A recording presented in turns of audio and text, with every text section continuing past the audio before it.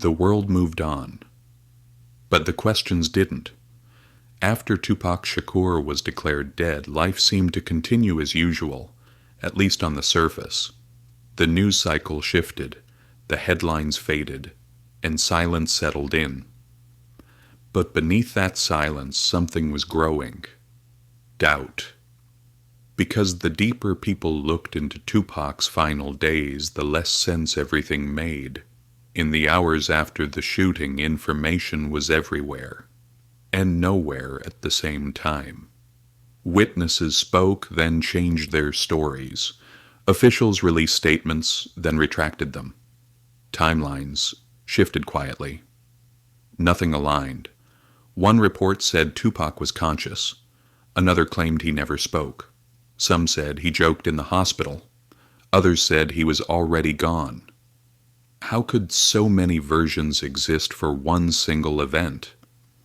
And why did no one seem interested in correcting them? Tupac was not just another victim. He was one of the most watched men in America. His movements were tracked, his words were recorded, his conflicts were documented.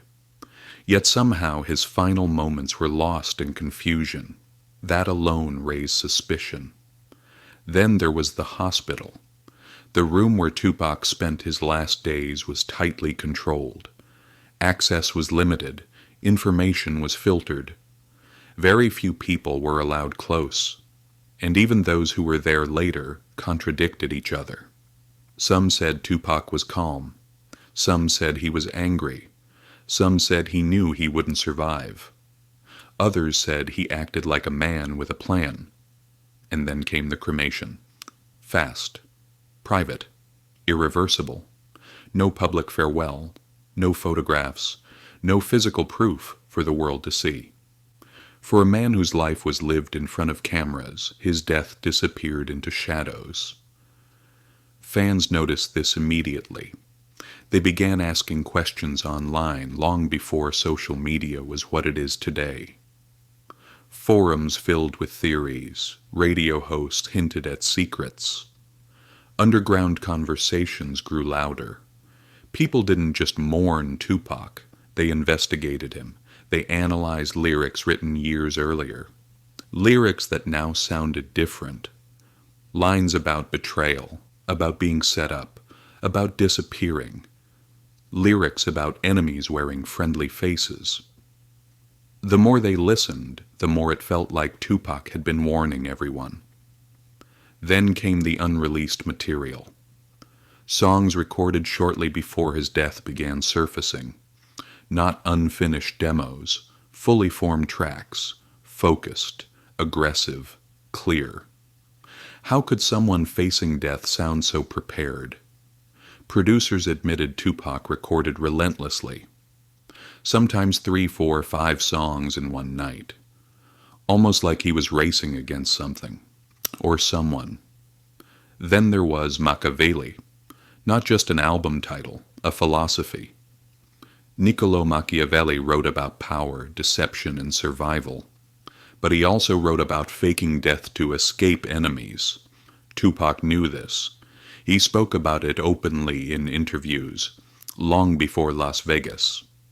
He said, when people think you're gone, you become untouchable.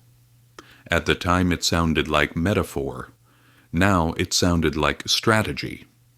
More strange details emerged. Tupac's mother, Afeni Shakur, rarely spoke publicly after his death. When she did, her words were careful. She never showed doubt, but she never showed closure either. She focused on protecting Tupac's legacy, not explaining his ending. Then there were the legal questions. No one was ever charged. Suspects were mentioned, then ignored. Leads were followed, then dropped. Files remained open, but untouched. Why? Was it incompetence, or was it something else? Some investigators later admitted privately that they were discouraged from pushing too hard. Others said resources were suddenly unavailable, and some refused to speak at all. Fear has a way of silencing people. As years passed, sightings began to surface. Not blurry photos, not random claims, specific details. A man resembling Tupac in Cuba. A familiar voice overheard in Mexico. A figure moving with the same posture, the same presence. Most of these stories were dismissed, but not all. Some came from people who knew Tupac personally, people who had nothing to gain and everything to lose. Then there was the biggest question of all. If Tupac survived, why would he stay hidden?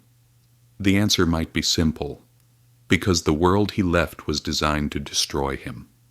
He was under constant surveillance, facing legal pressure, surrounded by enemies. Alive, he was a threat. Gone, he was a legend. And legends are easier to control. But Tupac never liked control, which brings us to the most unsettling thought. What if the shooting was real, but the ending was rewritten? What if Tupac used chaos as cover? What if death was the only escape from a system closing in? No one can prove it, and maybe that's intentional, because uncertainty keeps the story alive. Every unanswered question keeps Tupac present, in conversations, in music, in rebellion. Whether he died in that hospital or walked away unseen. One truth remains. Tupac Shakur was never meant to disappear quietly, and the more time passes, the clearer it becomes. Someone wanted the world to stop asking questions, but the world never did. And in the next episode, we examine the witnesses, the people who were there, the people who changed their stories, the people who went silent. Because if the truth exists, it lives in the cracks of their words.